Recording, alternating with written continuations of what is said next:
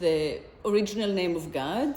So to me, it says that, God is within each one of us. The moment that you can say, I am, you find your own divinity, even though you can never quite define who you are, right? You can't, because it's bigger than the words that you have right now.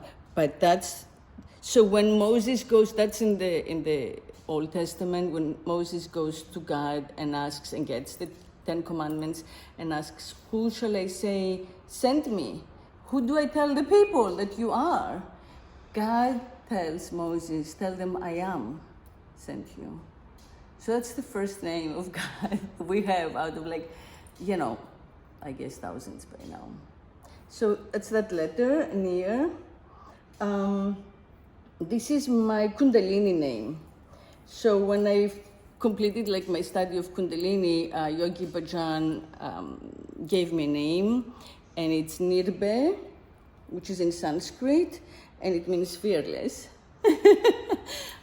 So most of these names, usually the translation is complicated, she, who, blah, blah, blah, blah, blah, blah, but mine is one word, done, fearless. So that's that. And then it goes with this Sanskrit quote from the Bhagavad Gita, which is a similar, it's a Sanskrit version of what I have with Heraclitus. So it means, harmony, love that includes everything in all of its aspects, including all the emotions that we think are negative. So it's really the words for, the balance of opposites, heaven and hell, the marriage of heaven and hell, and finding that balance. Because I feel the best way to live is to kind of be in a state of leaping, in a state of not quite firm, you may be firm in spirit, but always in the process, in mid-flight, in mid-leap. And that's how you get that balance without getting trapped, or stuck in the social conditioning and the propaganda and all this stuff we're fed. So that's what that is for me, my kaf. And then I have this prayer.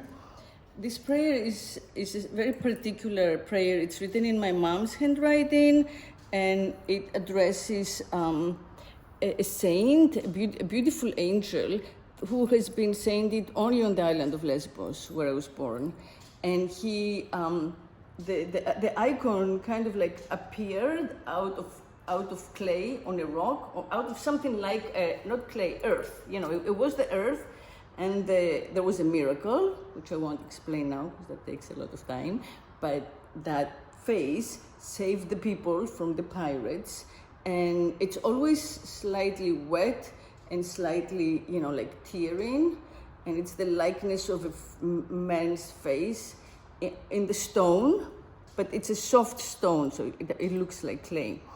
And he is our angel protector, Michael. For us lesbians. So this is the hymn that says, I have you as my protector, my guard, and my mystical leader, the mystical facilitator of my soul, beloved. So that's that. And this is Hermes, because the wing speaks of the fact that I, believe in the Hermetic mysteries and the 7 Hermetic laws. So I try to live by the 7 Hermetic laws of Hermes Trismegistus. So he's one of my guides. This is, again, something my father wrote to me when I ran away from home. I left home when I was 15 and came to America alone, from the Greek island of Crete. And I went to LA. So he wrote me in the letter, hold tight the steering wheel of life. You can do it with my blessing. So I hold on to that. And then this is a poem my daughter wrote to me in elementary school on Mother's Day. I don't know, she was like 8 maybe, and she made it up. And she said, mothers are glorious things, dainty and gentle as a butterfly's wings. I love you, Mommy. I love you so much, Mommy.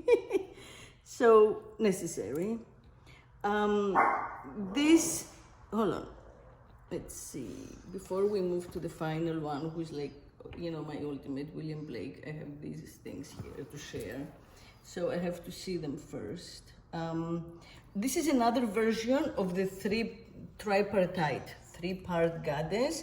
This one is from the ancient Minoan castle, you know, palaces in Crete, from like 1700 BC and 2000 BC.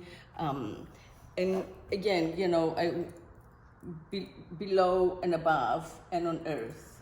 And this is the combination of Venus, right, and Neptune. So I'm a Pisces, I'm a triple Pisces, so these are my ruling planets. They're right here. And then this one, of course, I can't quite read it, but I will try. I will have to actually like look in the mirror to remember which one this is, but it's in Greek.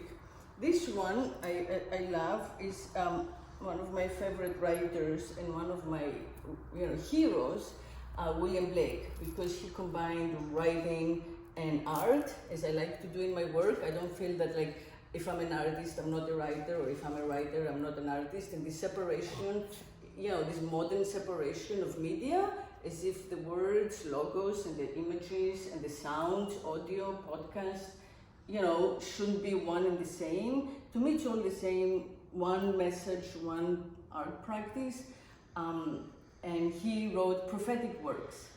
So that's the goal, the prophesying, but modern, contemporary, post-technology, post-Me Too, download, prophetic works. So this is his most famous poem, and it says, what immortal tiger, tiger burning bright, here it is, tiger, tiger, tiger in the old Spanish. This is his handwriting, so that's what is important.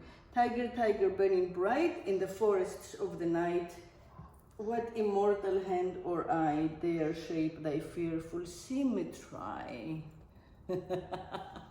And, like we're all animals. That's who we are. We are that, incredible, bright, burning animal. And it cannot be silenced, and it cannot be prepackaged, and it cannot be told what to do. So, what immortal hand or eye dare shape thy fearful symmetry? To me means that, in a way, not even, shh, yes, I know, you're little tigers too. Not even the divine, even the divine is in awe of this creation, of the planet, of the animals, of the humans, of all of us, of this incredible wealth of life. I feel like it's almost like God wondering, and the question of the poem, tiger, tiger burning bright in the forests of the night, what immortal hand or eye dare shape thy fearful symmetry? Fearful in the sense of it's so overwhelming, not scary, just wow. And the poem continues to say, did she or he who made the lamb make thee, right?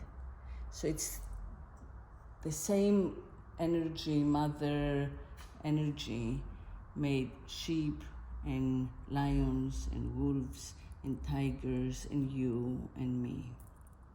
So mote it be. Sat Nam. Amen. Ahem. Aho.